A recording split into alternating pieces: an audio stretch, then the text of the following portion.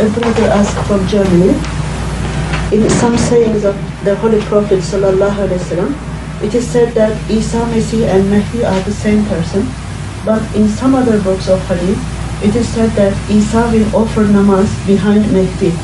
It shows that they are two persons. How can we solve this dilemma? Question first. Yeah. This question can be answered in two different ways. First of all, this dilemma can be put next to another dilemma that also is created by Hadith. And the Hadith taken from Sahih Sitta, which speaks, Lal Mahdiyo illa Isa. So on the one hand, a Hadith speaks of Lal Mahdiyo illa Isa. On the other, another Hadith speaks of them being two different persons. First, this dilemma has to be removed. Either, or perhaps we have the option of accepting one and rejecting the other. I have accepted the option that Hadith Lal Mahdi wa illa Isa has to be right, because it goes against the beliefs of the people who presented this Hadith to us. The people of that age, when Ibn Majah was being written, believed that Jesus was different and Mahdi was different. For them to accept a Hadith which was contrary to their belief is a proof that this Hadith is a true Hadith, and they had the honesty to include it in the work, despite the fact that this Hadith was contrary or against their own personal beliefs. Now remember, this is a very important criterion to judge the truth of a Hadith as against the truth or the so-called truth of another Hadith. If the people who present a Hadith do not believe in that themselves, then this Hadith has to be authentic. If the people who present a Hadith who believe in that something, then that Hadith could be the true one or the wrong one. Either way it could be. But when you say something or support something, this is definitely against your own beliefs, then you can't be wrong. Then the Hadith has to be considered to be the right one. That is one way of addressing this problem. The second way is to go into the detail of the reporters in the chain of this Hadith and in the chain of that Hadith. If we find any suspect reporters, narrators I should say, in the second Hadith which you have just mentioned, then that Hadith will certainly be unreliable. That's the second line of approach. Number 3, sometimes a Hadith is reported differently by different reporters.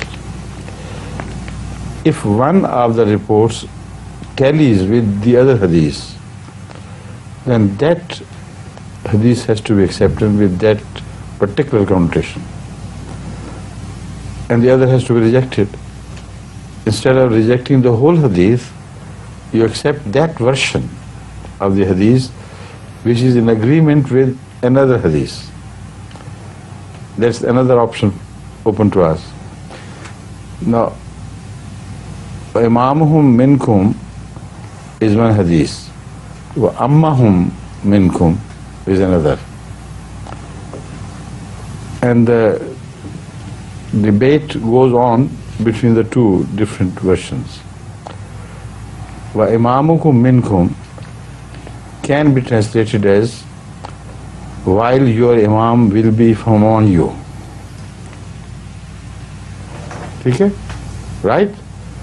Now, if you translate it while your Imam will be from among you, then it will contradict that version which speaks of Jesus being a different person and Imam Mahdi being the same, being another person. Wa imamukum minkum, as I have said, means that Jesus will descend. I'm sorry, it's the other way around. Let me explain it further. When you take this hadith, this version of the hadith, then it will mean Jesus, when he descends, will find that the imamukum minkum, that your imam is from among you. That is, separate Imam Mahdi is there. Nikalna. The second possible meaning is Jesus who is to come will be the imamukum minkum. He will be your imam. In that understanding of the same hadith, there is no contradiction left, because it means that Jesus, whom you think he will descend, will appear among you as your imam from among you. You understand the point? Now this concept tallies exactly with the other hadith of Ibn Majah, Lal Mahdi illa Isa. So why not try to Anabi Hurairah, किस जगह की है? Bukhari. This is from Bukhari. Like Ibn Majah, Bukhari is even better as far as the reliability goes. It says on Abi Hurairah radiyallahu ta'ala anhu, قال رسول الله صلى الله عليه وسلم كيف أنتم إذا نزل ابن مريم فيكم وإمامكم منكم. See? وفي رواية فأمكم منكم. Now when I say وإمامكم منكم, which this can be translated, this is what I said, in two ways. What will be your position when Jesus Christ descends among you, wa imamukum minkum, and he, Jesus Christ, will be your imam as well? If you take this meaning, then it tallies perfectly with the other hadith of Ibn Majah, which speaks of Jesus not being other than the imam which you will have in the latter days. I wonder whether you understood it or not. From your expression, I think you have not properly understood. It's a very fine difference between the two possible meanings, which should be kept in view. What I said now here is كيف أنتم إذا نزل ابن مريم فيكم. How will you be when Ibn Maryam descends among you? Wa imamukum minkum, and your imam, one meaning, and your imam will be separate from among you. And the second meaning, which I prefer, is how will you be when Ibn Maryam descends among you, wa imamukum minkum, and he will be your imam from among you. You understand? Not you understand? Okay. وفي رواية فأمكم منكم. And this amma, in the second riwayat, amma can only refer to Ibn Maryam. It further strengthens the position which I have taken. فَأَمَّكُم مِّنكُم means Ibn Maryam, as he descends, will be your imam, but from among you. So that means that his descent is metaphorical. He is the same person who is leading you, and no other person will come to lead you. This meaning is supported by that Hadith of Ibn Majah, Lal Mahdi illa Isa, which means there is no contradiction between the two Hadith. Imam Mahdi would be no different from Jesus Christ. Jesus Christ would be no different from Imam Mahdi.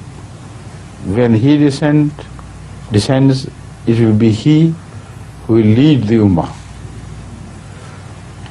And he will lead the Ummah not from outside, but from being among you. He will lead the Ummah because he will belong to you. That positively shows that the Jesus who is predicted to descend is not physically descending. He can only lead the Ummah from being among them if he is metaphorically mentioned. If he represents Jesus Christ only by way of metaphor and not really and physically. This is the meaning which we Ahmadi adopt. That's one way of resolving the problem. There is yet another way of resolving the problem. If Jesus Christ must descend, then he must also ascend. If Jesus Christ must descend himself personally, then the onus of proof that he did ascend also lies on us. We have to prove that he did not die and he ascended to heaven. A new discussion will begin. You have to first decide the issue of Jesus' life or death.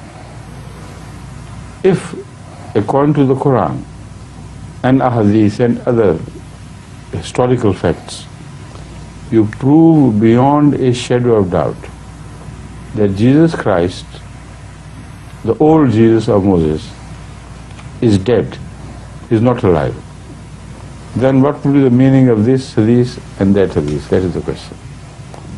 Then this Hadith can only be interpreted metaphorically.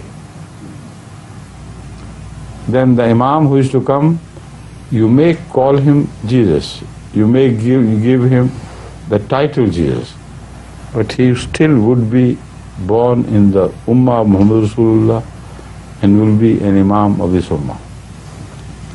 So these are all possible options of resolving that dilemma which has been mentioned in the question.